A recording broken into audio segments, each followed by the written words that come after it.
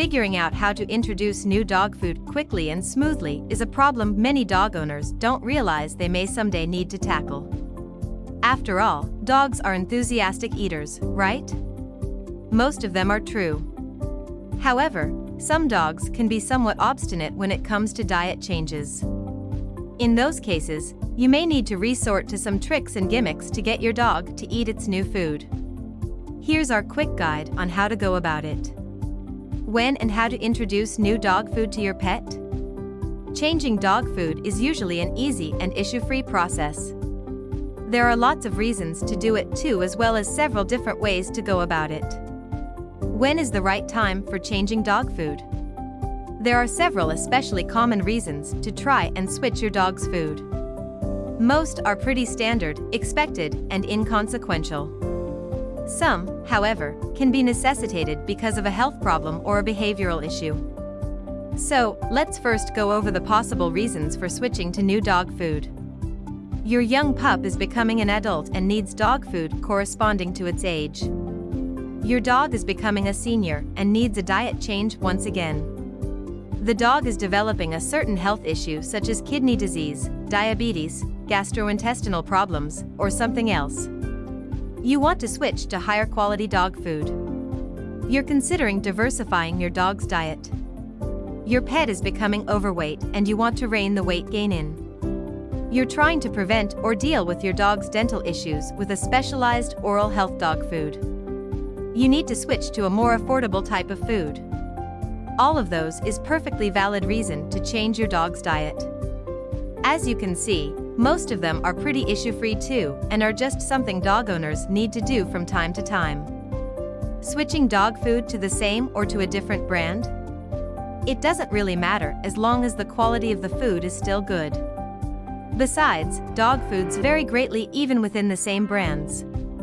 So, whether you switch to a different brand or not, the more important question is, what are the ingredients of the new food? Are they something your dog will like? Something the dog has never eaten before? And, crucially, is the dog allergic to any of the new ingredients? Ideally, you should consult with your vet about that last question ahead of time. Is switching dog food a time-consuming process? Not necessarily, but it could be. Most dogs are pretty ravenous eaters and will happily binge anything you put in their bowl. Some, however, can be somewhat cat-like and refuse to try their new food after even just a single sniff. In those situations, you can always just try several new types of food that all match your preferred criteria. Chances are that your dog will accept at least one of them. Even then, however, there are some extra stubborn dogs that will continue to refuse any new dog food that isn't their chosen favorite. In those situations, you may need to employ some trickery. That, depending on just how obstinate your dog is, can take about a couple of weeks or even more. Still, with enough patience and persistence, your dog should accept any new food as long as it's good enough. How to transition in the smoothest possible way. If your dog is 100% adamant about not liking any new food you offer, you will need to resort to some deception. The first and most intuitive method you can try is to sprinkle your dog's new food with some delicious food he or she likes.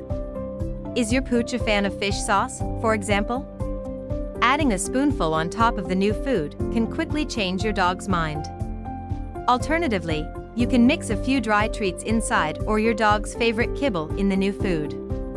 If neither of these methods works, you will need to buckle up and prepare for the slow switch. This method involves mixing your dog's new and old food in a ratio that will be acceptable for your dog. You can try a 75% old and 25% new food ratio for starters, for example. If your dog refuses even that, try 80/20 or even 90/10. Whatever gets your dog to finally surrender and start eating. Then, just keep giving your dog that ration for a couple of days. Then, slowly start increasing the amount of new food in the mixture. After about a week, you should be at a 50/50 ratio between old and new food. A week more and should be past the 25/75 line. From there, it's likely a day or more until switching to 100% new food. Potential health problems. Knowing how to introduce new dog food is one thing, but you should also be aware of some possible health concerns. Some dogs can indeed experience diarrhea, vomiting, or stomach upset, or gas when you switch their food a bit too quickly. Alternatively, it can be because their new food just doesn't agree with them. Food allergies are a big thing to watch out for here, such as wheat and grain allergies or allergies towards certain meats. Naturally, if you see such a reaction, you should always consult with your vet before you do anything. How to introduce new food to a free-feeding dog. Free feeding is a term for dogs that are allowed to eat as much as they want during any time of the day. This is typically done by just pouring a huge ball of kibble for your dog and leaving it there throughout the whole day. Free feeding is often done with cats but is generally ill-advised for dogs. That's because they are even more ravenous than most felines and can easily get overweight. In fact, free feeding is even ill-advised for cats. If you are about to switch the food of a free-feeding dog, this is a good time to also stop free feeding altogether and just move to a specific feeding schedule.